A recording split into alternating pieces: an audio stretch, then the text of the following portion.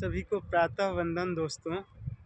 आज हम हरिद्वार के चंडी घाट पर भारत की पवित्र और निर्मल नदी में स्नान करने के बाद लगता है कि कुछ आप लोगों से बातें किया जाए। भारत की यह निर्मल नदी, जिसे रुधिर वाहिका भी कहा जाता है, भारत की को सींचती हैं और यह उत्तराखंड से लेकर के पश्चिम बंगाल के सुंदरबन डेल्टा तक इनका प्रवाह भारत की सबसे लंबी नदी है। जब भी जीवन में ठहराव आए, वैसे जीवन तो ठहरता नहीं, तो अपने पवित्र नदी में स्नान करने के पश्चात यह ज़रूर एहसास होगा कि जिस तरह से नदी सतत प्रवाहित होती रहती हैं और हम लोगों को संदेश देती रहती हैं कि जीवन भी इसी तरीके से प्रवाहित होना चाहिए, ठहरना नहीं चाहिए। और एक बात और यहाँ सीखने की आती है कि हम सभी को अपने प्राकृतिक संसाधन, जो कि जल महत्वपूर्ण प्राकृतिक संसाधनों में से एक है और इसके बिना जीवन असंभव है।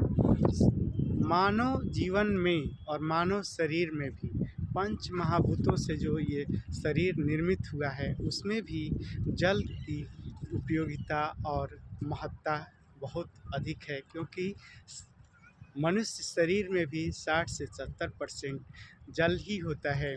यह सिद्ध करता है कि जल, जो कि हमारे लिए इतना आवश्यक और उपयोगी है, तो इसका दोहन हमें संयमित पूर्वक करना चाहिए, इसका अपव्यय नहीं करना चाहिए। और ताकि हमारे भविष्य की आने वाली पीढ़ियों के लिए जो घरेलू जल, जो भूमिगत जल के रूप में बहुत कम मात्रा में उपलब्ध है, उसका उपयोग भी अपनी आवश्यकता की पूर्ति तक ही करें, अपव्यय न करें। और घरों में भी एक आदत डालें, छोटे बच्चों में भी यह यह आदत डलवाएं कि कहीं यदि नल से पानी बह रहा है तो उसे बंद करें, पानी का अपव्यय रोकें। और इस तरह से जैसे ब्रश वगैरह करते हैं, टैप वगैरह लोग खोल के रख देते हैं और ब्रश करते करते बहुत सारा पानी बह जाता है, तो उसे भी हम सबको बचाना चाहिए और रोकना चाहिए।